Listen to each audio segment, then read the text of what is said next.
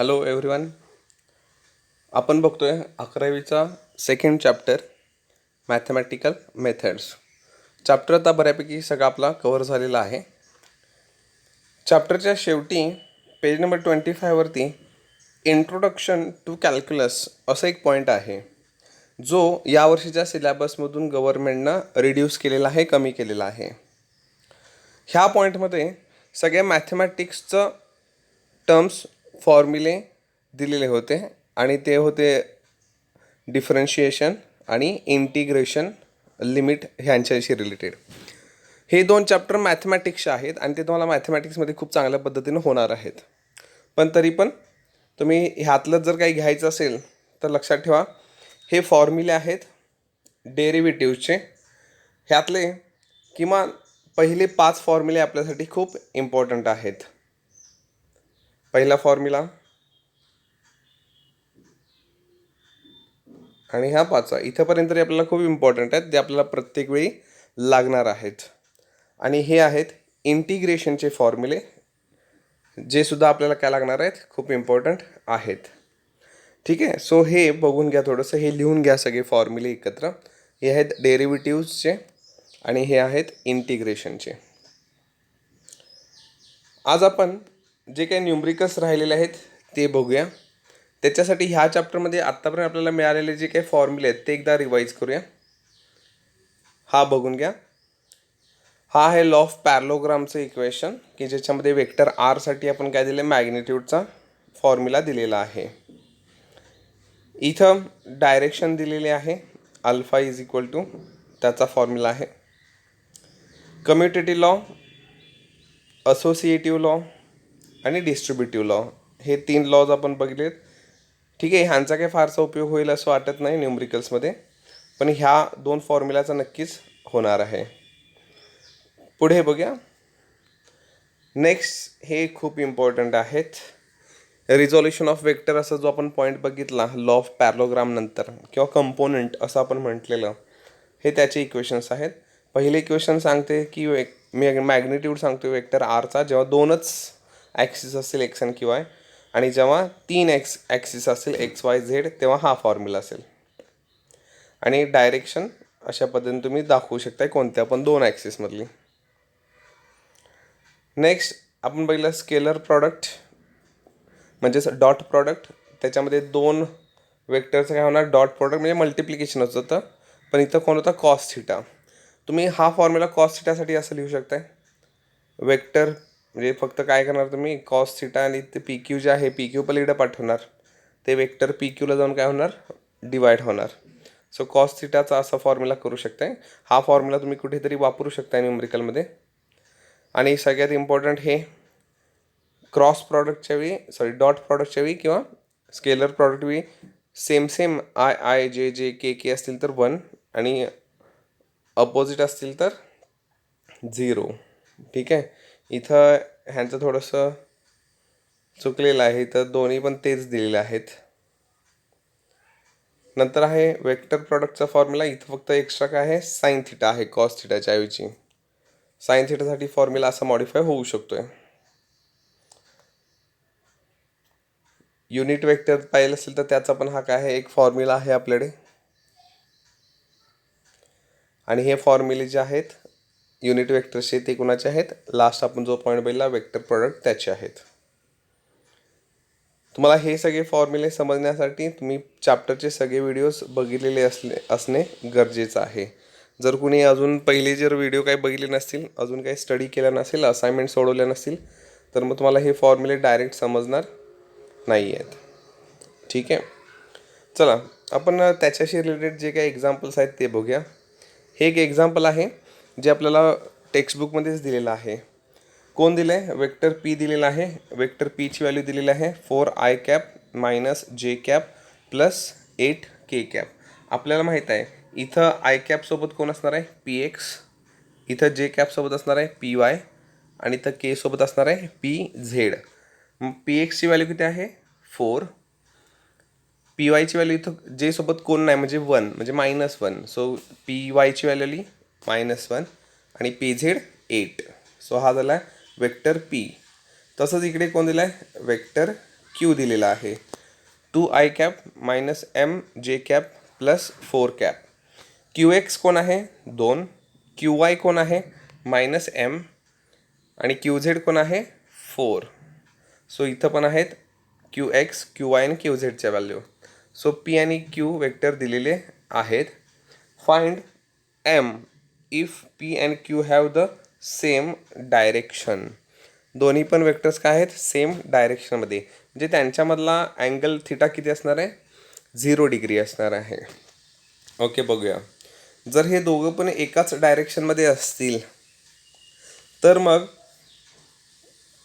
त्यांचे जे काही व्हॅल्यूज आहेत P x, P Y, P Z आणि क्यू एक्स, क्यू वाय आणि क्यू झेड ह्या एकमेकांना काय असतील प्रपोर्शनमध्ये असतील, गुणोत्तरामध्ये असतील. मग आपण ते असं लिहू शकतो इथं P x divided by Q x, P Y divided by Q Y, P Z divided by Q Z. मग आपल्याला त्या व्हॅल्यू जर आपण त्यातल्या बाहेर काढल्या आणि ते जर पुट केला तर ते असेल 4/2 -1 बाय -m 8/4. सो गुणोत्तर बघून घ्या. पी एक्स आणि क्यू एक्सचे गुणोत्तर काय ते 4/2 म्हणजेच 2. पी झेड क्यू झेडचं गुणोत्तर बघून घ्या शेवटचं 8/4 म्हणजेच 2. मग इकडे ह्यांचं पण काय असायला पाहिजे -1 आणि -mचं पण सेमच असायला पाहिजे 2 असायला पाहिजे. मग ते मायनस साईन एकमेकांना काय झालं कॅन्सल आउट आपण केलं आणि मग ते काय होईल 1/2. म्हणजे आपण ते हे जर मॅथमॅटिक्स सोडवलं, आता हे कसं सोडवायचं हे काही सांगण्याची गरज नाही, खूप सोपं मॅथ्स आहे. 10th तुम्हाला मॅथमॅटिक्स झालं आहे, कॅल्क्युलेशनचा भाग आपण सांगत बसत नाही आहे, तो तुम्हाला करता आलाच पाहिजे. ठीक आहे, आणि ह्याच्यामध्ये तर काहीच नाही आहे. सो एमची आलेली 1/2. म्हणजे इथं क्यूच्या ह्या इक्वेशनमध्ये इथं असणार आहे 2i कॅप मायनस 1/2 जे कॅप आणि प्लस के कॅप. हे झालं एक्झाम्पल जे टेक्स्टबुकमध्येच आहे. नेक्स्ट एक्झाम्पल बघा, ते पण टेक्स्टबुकमध्येच आहे. आपण कालपर्यंत जे स्केलर्स वेक्टर झालं त्याच्या खालतीच असतील हे सगळे. Find the scalar product of the two vectors V1 आणि V2. दोन V1 आणि V2 असे दोन वेक्टर्स दिलेले आहेत. V1 काय आहे बघा i cap 2j cap plus 3j cap. ह्याच्यामध्ये Vx किती असणार आहे 1, Vy 2 आणि Vz 3 असणार आहे. इथं जर आपण म्हटलं V2x काय असणार आहे तर 3, V2j काय V2y काय असणार आहे 4 आणि V2z काय असणार आहे -5. ठीक आहे. सो असे दोन वेक्टर्स दिले आणि त्यांचं काय झालं स्केलर प्रॉडक्ट शोधायला सांगितलं. आता त्यांचा स्केलर प्रॉडक्ट बघूया. मग आता स्केलर प्रॉडक्ट म्हणजे काय करणार की हे जे दोन वेक्टर्स आहेत त्यांचं मल्टिप्लिकेशन करावं लागेल, जे अशा पद्धतीनं हे. मग काल आपण बघितलं आहे की इथं आपल्याकडे हे vector A into vector B dot product म्हणजेच स्केलर प्रॉडक्ट. तर मग ह्याचा आन्सर काय येते AX BX plus AY BY plus AZ BZ. हे जर असं होणार असेल तर मग ह्या दोघांचं V1 V2चं ह्या अशा फॉर्मॅटमध्ये काय होईल तर मग ते असं होईल. एक तर आपण पहिला म्हणणार की त्यांचं डॉट प्रॉडक्ट स्केलर प्रॉडक्ट म्हणजे V1 इंटू V1 V2 हे झालं V1 इंटू डॉट म्हणजे हे V2 आणि मग आपल्याला माहीत आहे की त्यांचं काय होणार आहे हे असं होणार आहे AX BX. म्हणजेच ह्यांचं काय होणार इथली आयची व्हॅल्यू जी आहे 1 आणि ह्या दुसऱ्याची ही आयची व्हॅल्यू म्हणजे ही असणार आहे 3, ती इथे येणार. So 1 into 3. इथं दुसऱ्याची जी व्हॅल्यू आहे 2 जेची आणि ह्या जेची व्हॅल्यू आहे 4, ती इथे येणार मल्टिप्लिकेशनमध्ये. नंतर इथं जे आहे केची व्हॅल्यू 3 आणि इथं आहे केची व्हॅल्यू -5, त्याचं मल्टिप्लिकेशन येणार इथं. सो हे आन्सर आपलं असणार -4. लक्षात घ्या. हे सोडून द्या, हे ए आणि बी हे सोडून द्या, ह्याचा काही संबंध नाही. हे नाही लिहिलं तरी चालेल, डायरेक्ट तुम्ही हा फॉर्म्युला लिहिला तरी चालतंय की कोणत्या पण दोन वेक्टरचा डॉट प्रॉडक्ट किंवा स्केलर प्रॉडक्ट म्हणजे त्यांच्यामध्ये असले त्यांच्या ज्या व्हॅल्यू असणार आहेत AX BX AY BY AZ BZ त्यांचं मल्टिप्लिकेशन आणि ॲडिशन. आणि मग आपण ते ह्या वरच्या इक्वेशनमध्ये आपल्या शोधून काढल्या ते ह्या मिळाल्या आणि आपला आन्सर असेल -4.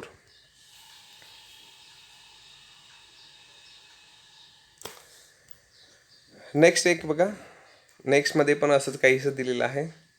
ह्याच्यामध्ये दिलेलं आहे वेक्टर V1 आणि त्याचे दोनच व्हॅल्यू दिल्यात 5i कॅप आणि 2j कॅप. दुसरा जो वेक्टर आहे V2 त्याचे पण दोनच व्हॅल्यू दिलेले आहेत. फक्त त्या व्हॅल्यू देताना इथं ए ठेवलं, इथं नंबर नाही दिलेला बघा, ए आहे, इथं नंबर दिला आहे. सो इथं जी व्हॅल्यू असणार आहे पहिली ती बहुतेक शोधायची असेल ए, आणि हे आहे 6j. सो V1 आणि V2 असे दोन काय आहेत वेक्टर्स, आणि ते एकमेकांना काय सांगितलेत परपेंडिक्युलर आहेत. ते एकमेकांना काय आहेत परपेंडिक्युलर आहेत. मग त्यांनी सांगितले डिटरमाइन द व्हॅल्यू ऑफ ए. ठीक आहे, बघूयात सो आपल्याला काय करता येतील. एक, ते जर एकमेकांना परपेंडिक्युलर असतील तर त्यांच्यामधला अँगल किती असेल 90 डिग्री असेल. मग 90 डिग्री असेल तर मग आपल्याला शोधायचं आहे. ओके, 90 डिग्रीमध्ये मग आपल्याला माहीत आहे की डॉट प्रॉडक्टमध्ये आपण बघितलेलं कालच लास्ट जे आपलं लेक्चर झालं व्हिडिओ त्याच्यामध्ये स्केलर प्रॉडक्टच्या प्रॉपर्टीज आपण बघितल्या. स्केलर प्रॉडक्टच्या आपण प्रॉपर्टीज किंवा कॅरेक्टरिस्टिक्स बघितल्या. त्याच्यामध्ये बघा आपण अँगल्स घेतलेले, angle 90 degree, theta is equal to 90 degree, theta is equal to 0 degree, theta is equal to 180 degree. त्याच्यामध्ये 90 डिग्री जेव्हा आपण घेतलं तेव्हा आपण असं म्हटलं आहे का बघा, हे V1 इंटू V2 किती असणार आहे 0, म्हणजे हे आपण असं म्हटलं म्हणजे व्हॅल्यू 0 येते असं बघितलेलं पण. ठीक आहे, मग इथे डायरेक्ट त्याने ते लिहिलेलं आहे. मग V1चा इथं ठेवलेला आहे टेबल, V1ची व्हॅल्यू, वेक्टर V2ची ही व्हॅल्यू. मग आपल्याला माहिती आहे त्यांचं आता काय करायचं आहे मल्टिप्लिकेशन.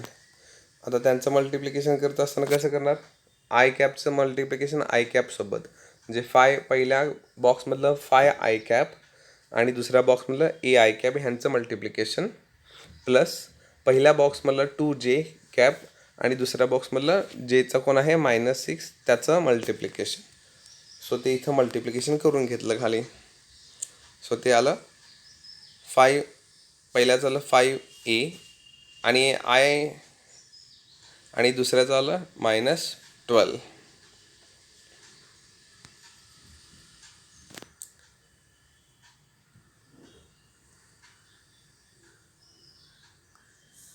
ठीक आहे. ओके, सॉरी, इथं आपल्याला मल्टिप्लिकेशन ते त्याने एक स्टेप इथली कॅन्सल केली आहे. इथं एक जादा स्टेप असायला पाहिजे. त्याच्यामध्ये असं असायला पाहिजे की ह्या 5i कॅपनं एकदा मल्टिप्लाय होणार AI कॅपला आणि एकदा मल्टिप्लाय होणार -6j कॅपला. ह्या पहिल्या बॉक्समधल्या 2j कॅपनं 2 वेळा मल्टिप्लिकेशन होणार, एकदा होणार AI कॅपला आणि एकदा होणार -6j कॅपला. मग ज्या ह्याच्यामध्ये असे अपोजिट एकत्र आलेत जे आय, त्यावेळी व्हॅल्यू काय होणार 0, म्हणजे त्या टर्म्स निघून जाणार. आणि जिथं सेम मल्टिप्लिकेशन आलं आहे म्हणजे आय कॅप आणि जे कॅप तिथं व्हॅल्यू काय असणार आहे 1. मग इथं एक स्टेप ह्याचे त्याने काय केलं, हे मल्टिप्लिकेशनच्या ज्या 4 टर्म्स होणार होत्या, 8 टर्म्स होणार होत्या ॲक्च्युली, त्या कॅन्सल करून त्याने डायरेक्ट हेच दिलेलं आहे आपल्याला. हे काय होणार आहे 0 होणार आहे असं सांगितले आणि राहिलेल्याचे व्हॅल्यू इथं डायरेक्ट लिहिलेल्या आहेत. सो तुम्ही काय करा, इथे एक स्टेप जादा ती करून घ्या. सो हे काय येणार 5a + 12.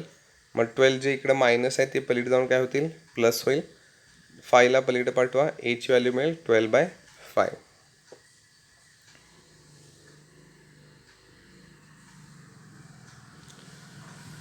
नेक्स्ट बघा,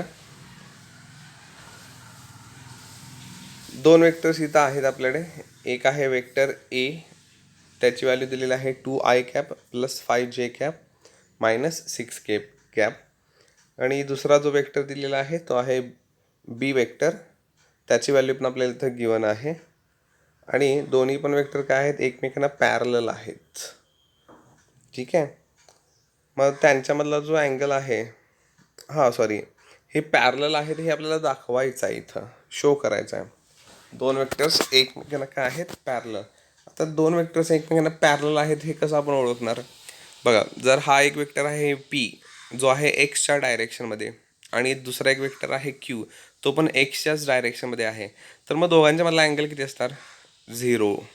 जर दोघांच्या मधला अँगल 0 येत असेल तर याचा अर्थ काय आहे ते एकमेकांना पॅरलल आहेत. म्हणजे इथं आपण काय करूया अँगल फाइंड आउट करूया आणि तो जर अँगल काय आला 0, तर मग आपण समजूया की ते काय आहेत, एकमेकांना पॅरलल आहेत. ओके, बघूया. सो त्याच्यासाठी आपण फॉर्म्युला घेतला आहे हा आहे स्केलर प्रॉडक्टचा फॉर्म्युला.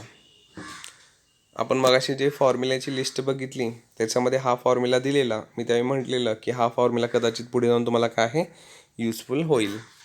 ठीक आहे. सो वरती काय आहे, वरती 2 वेक्टर्सचा डॉट प्रॉडक्ट आहे. मग तो असा येईल का बघा, आपल्याला माहीत आहे तो हा एक वेक्टर पहिला आणि हा एक वेक्टर तो दुसरा जो दिलेला आहे आपल्याला ए आणि बी.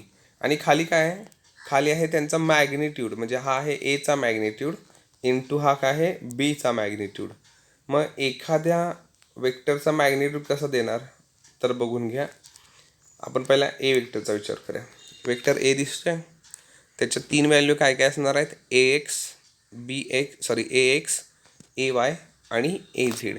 ए एक्स किती आहे 2, ए वाय किती आहे 5, ए झेड किती आहे -6. मग आपण ते इथं घेतलं अशा अंडर रूट. आपल्याकडे एक फॉर्म्युला होता बघा वेक्टर आरचा, RX², RY², RZ². आठवलं का की त्याच्यामध्ये 3 ॲक्सिस घेतले की मॅग्निट्यूडचा फॉर्म्युला कसा होईल. अगदी तसंच इथं आपण वेक्टर एचं सांगालो आहे, AX² + AY² + AZ². सो हा झाला एचा मॅग्निट्यूड. इथं खाली कोण आहे अजून, बीचा मॅग्निट्यूड. सो वेक्टर बीमध्ये बघूया, इथे कोण आहे BXची व्हॅल्यू ती किती आहे 1. इथे किती आहे BYची व्हॅल्यू ती किती आहे 5/2. इथे किती आहे BZची व्हॅल्यू किती आहे -3. सो मॅग्निट्यूड ऑफ बी कसा येणार, अंडर रूट 1² म्हणजे BX² BY² आणि BZ² आणि ते ब्रॅकेटमध्ये. सो व्हॅल्यू पुट केल्या. वरच्यांचं आपल्याला माहिती आहे काय होणार आहे, वरच्यांचं मल्टिप्लिकेशन कसं होणार, हे AX म्हणजे 2 इंटू BX किती आहे 1. सो 2 × 1 किती होईल, 2 × 1 आलं 2. दुसरी व्हॅल्यू काय आहे 5J म्हणजे 5 आणि हे आहे 5/2. 5 × 5/2 किती येणार 25/2. नेक्स्ट आहे -6 इंटू -3. -6 × -3 ती व्हॅल्यू येणार +18. सो अशा पद्धतीने काय झालं आहेत आपल्याकडे सगळे आता व्हॅल्यू आहेत. आपण समजा हे सोडवलं मॅथमॅटिक्स, सो आपल्याला व्हॅल्यू मिळेल 1. आता ही 1 व्हॅल्यू कोणाची आली, तर ही 1 व्हॅल्यू आली कॉस थिटाची. 1 व्हॅल्यू कोणाची आली, कॉस थिटाची. Cos theta is equal to 1. आता कॉस थिटा जर 1 असेल तर याचा अर्थ थिटाची व्हॅल्यू किती ठेवल्यानंतर अँगल व्हॅल्यू 1 येत असणार. म्हणजे आपण समजा कॉस 90 ठेवलं तर त्याची व्हॅल्यू येणार 0. कॉस समजा आपण 180 ठेवलं तर त्याची व्हॅल्यू येणार -1. मग कुणाची व्हॅल्यू अँगलच्या जागी किती 90 डिग्री 80 डिग्री 0 किती ठेवल्यानंतर 1 येईल, तर 0 ठेवल्यानंतर म्हणजे अँगल किती असणार 0. म्हणजे कॉस 0 इज इक्वल टू 1. याचा अर्थ आहे अँगल थिटा काय आला 0.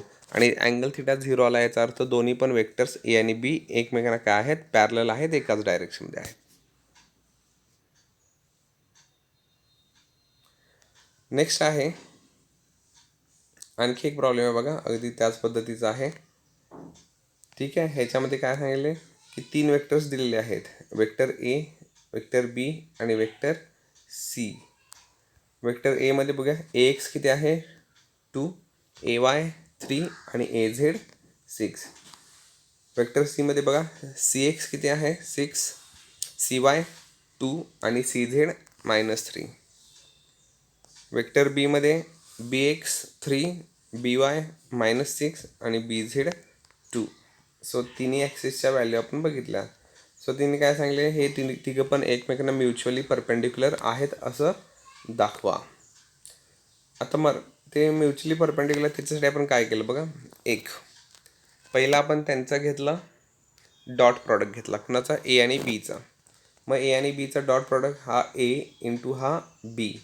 मग आपण ते घेतलं खाली एक्स BX वगैरे सगळं केलं ते. आणि मग आपल्याला लक्षात येणार की इथं काय होतं आहे त्यांचं मल्टिप्लिकेशन जे आहे म्हणजे सोडवल्यानंतर ते काय ते 0. आता ए आणि बी ह्यांचं काय आला डॉट प्रॉडक्ट 0 आला. ठीक आहे. तसंच आपण काय केलं बी आणि सीला घेऊन बघितलं. बी आणि सीला घेतलं. हे घेतलं बी इंटू हे घेतलं सी डॉट प्रॉडक्ट आहे. सो डॉट प्रॉडक्ट घेताना कसं येणार इथे येणार B X into C X B Y into C Y B Z into C Z. So मग आपण हे सगळे फॉर्म्युले वापरले आणि आपल्याला मग मिळालं 0. आता हे दोघांच्या पण ह्याच्यामधलं अँगल काय येतो ए इंटू बी हे जे आहे ते काय ते 0 येते. मग हे 0 कधी येते बघा फॉर्म्युला काय सांगतोय इकडे बघा. हा आहे डॉट प्रॉडक्ट. डॉट प्रॉडक्टचा फॉर्म्युला काय असतोय ए बी कॉस थिटा. ठीक आहे. आता कॉस थिटा त्या थिटाच्या जागी आपण किती अँगल ठेवू शकतोय एक 0 डिग्री ठेवू शकतोय. 0 ठेवला तर काय होणार कॉस 0 1 येणार. सो आन्सर येणार ए इंटू बीच. जर आपण समजा तिथं 180 ठेवलं तर काय येणार -1 आन्सर येणार. सो काय येणार मायनस ए बी. आणि तिथं आपण 90 डिग्री ठेवलं तर काय येणार कॉस 90 0. मग 0 म्हणजे ए बीची व्हॅल्यू काय येणार 0. मग ती 0 आले ए आणि बी मधली. तसंच बी आणि सी मधली पण व्हॅल्यू काय आल्या 0. म्हणजे ते एकमेकांना काय आहेत म्युच्युअली परपेंडिक्युलर आहेत. हे आपण कशावरून ठरवायलो आहे आपण जे स्केलर्स प्रॉडक्ट बघितले तिथं आपण एक टेबल बघितलेला. अँगल थिटा ठेवायचा 0 अँगल थिटा ठेवायचा 90 डिग्री अँगल थिटा ठेवायचा 180. त्याच्यावरून आपण हे म्हणतोय.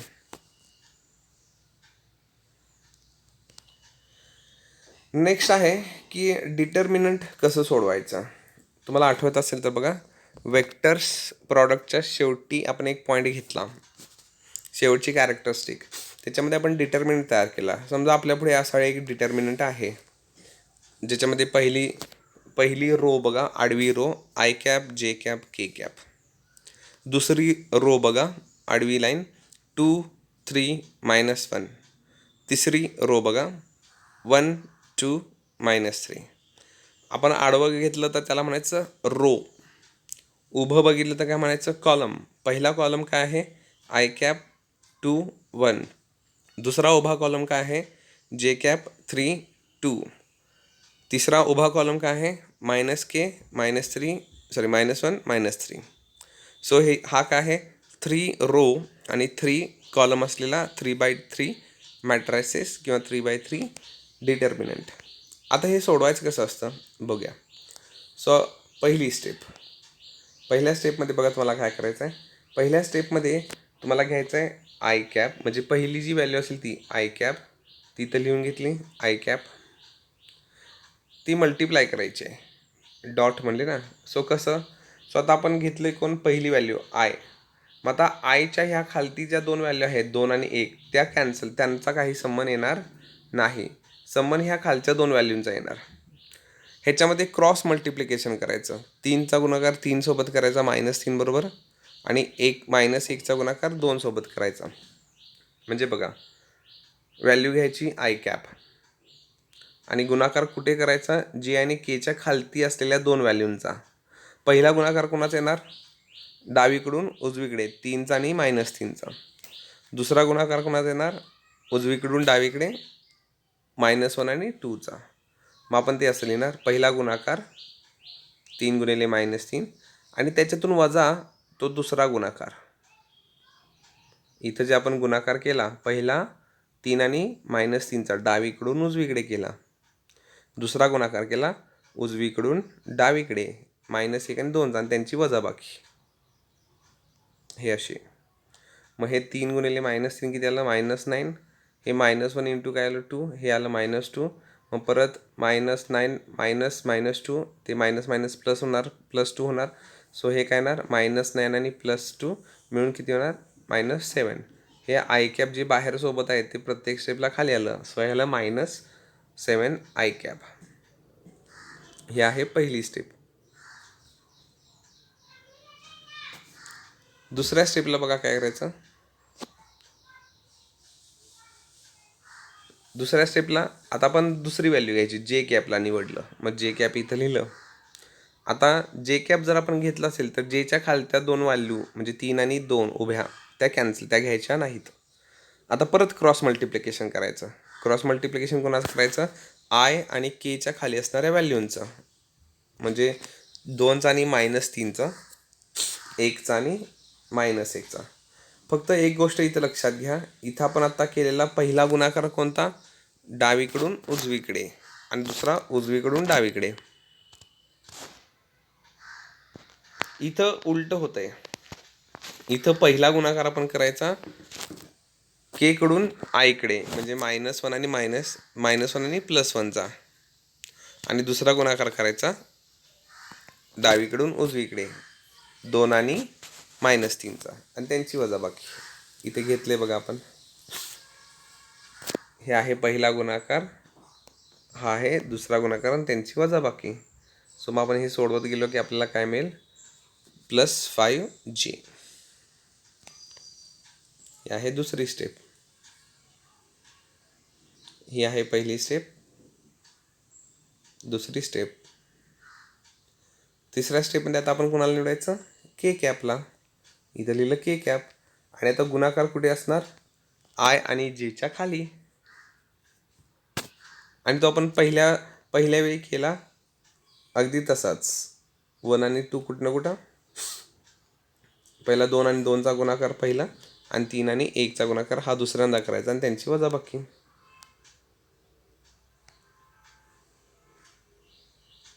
ही आहे तिसरी स्टेप. सो केची व्हॅल्यू मिळेल.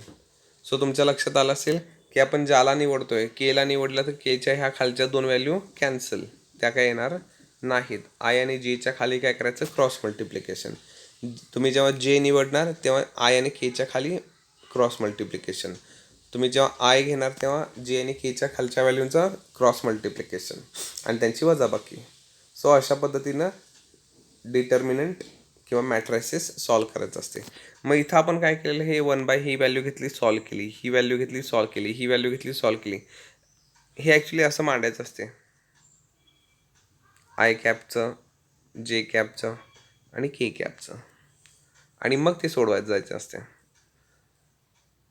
बघूया. सो इथं आपल्याला 2 वेक्टर्स दिलेले आहेत, वेक्टर V1 आणि हे वेक्टर V2. सो आपण त्यांचं काय घेतलं आहे? Cross product. मग क्रॉस प्रॉडक्ट म्हटलं की मग असं डिटर्मिनंट तयार होतं आहे. मग तो असं होईल, बघूया. सो इथं व्हॅल्यू काय आहे? एकतर पहिल्या रोमध्ये येणार I cap, J cap, K cap. इथं व्हॅल्यू येणार AX, AY आणि AZ. मग त्या कोणत्या असणार? पहिल्याच्या असणार, म्हणजे 2, 3 आणि इथं के सोबत कोण आहे? -1. इथं खाली काय आहेत? BX, BY, BZ. मग त्या व्हॅल्यू कोणत्या असणार? इथल्या दुसऱ्याच्या. सो त्या काय असणार आहेत?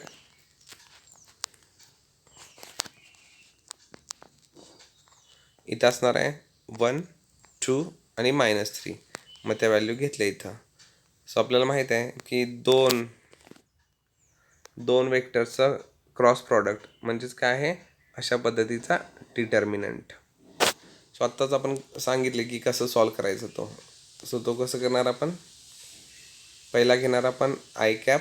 बघा इथं आय कॅप घेतले आणि मग क्रॉस मल्टिप्लिकेशन कुठलं येणार? जे आणि केच्या खालती येणार. मग ते कसं येणार? 3 × -3 आणि त्याच्यातून वजा होणार -1 × 2. नंतर आपण इथे घेतले बघा सेकंड जे कॅप घेतला आहे. मग जे कॅप घेतल्यावर मल्टिप्लिकेशन कसं येणार? -1, 1 म्हणजे के आणि आयच्या खाली येणार, -1, 1 आणि 2 आणि -3. नंतर आपण घेतला के कॅप. के कॅप घेतल्यानंतर क्रॉस मल्टिप्लिकेशन कोणत्या खालचं येणार? आय आणि जेच्या खालचा. 2, 2 आणि 3, 1. बघा 2, 2 आणि 3, 1 आय आणि जेच्या खाली. आणि मग आपण हे सोडवत गेलो आणि मग आपल्याला मिळालं -7I, 5J आणि +K. सो हे झालं वेक्टर प्रॉडक्ट. खूप सोपं होतं हे. नेक्स्ट बघा. नेक्स्ट आहे आपल्याला 2 वेक्टर्सचं, ए आणि बी वेक्टर, त्यांचं क्रॉस मल्टिप्लिकेशन म्हणजेच वेक्टर प्रॉडक्ट शोधायला सांगितलं आहे. सो हा दिला आहे ए वेक्टर. आय आणि जे कॅप, म्हणजे इथं के कॅप दिलेलंच नाही आहे व्हॅल्यू. दोनच ॲक्सिसच्या व्हॅल्यू दिल्यात, 3 आय कॅप आणि 5 जे कॅप. ओके, सो आपलं डिटर्मिनंट छोटा होणार आता. केच्या व्हॅल्यू नाहीत ना, आय आणि जे. के नाहीच आहे. पण इथं क्रॉस मल्टिप्लिकेशन करायचं म्हटलं तर मग फक्त आय आणि जेच्या खालचंच क्रॉस मल्टिप्लिकेशन होणार. म्हणजे इथं मगाशी जे आपण घेतलेल्या 3 स्टेप्स ह्या, एकदा आय कॅप घ्यायचं, जे आणि केच्या व्हॅल्यू त्यांच्या खालच्या व्हॅल्यूंचं मल्टिप्लिकेशन आणि वजाबाकी. जे घ्यायचं, मग त्यावेळी आय आणि केच्या खालती असणाऱ्या व्हॅल्यूंचं मल्टिप्लिकेशन आणि मायनस, आणि इथं घ्यायचं के कॅप तिसरी व्हॅल्यू आणि आय एन जेचं व्हॅल्यूंचं मल्टिप्लिकेशन आणि मायनस. पण इथं इथं तसं आपण करू शकत होतो, कारण इथं तिन्ही होते. आता ह्या प्रॉब्लेममध्ये अडचण काय आहे, इथं दोनच आहेत, आय आणि जे फक्त आहे. म्हणजे इथं क्रॉस मल्टिप्लिकेशन करायचं झालं तर ह्या आय आणि जेच्या खाली असणाऱ्या व्हॅल्यूंचंच करता येऊ शकते. 2 × 5 वजा 3 × 3. पण मग ह्याच्यासाठी आपल्याला इथला तिसरा के लिहावा लागणार. मग आपण तसं केलं, के लिहिला आणि मग हे आय आणि जेच्या खाली असणाऱ्या व्हॅल्यूंचं काय आहे, क्रॉस मल्टिप्लिकेशन आणि वजाबाकी. मग केची व्हॅल्यू लिही 1. म्हणजे ह्या इक्वेशनमध्ये केची व्हॅल्यू काय जोडू शकते, 1. अगदी अशाच पद्धतीचं बघा, इथे मी दाखवलेलंच आहे ते करून.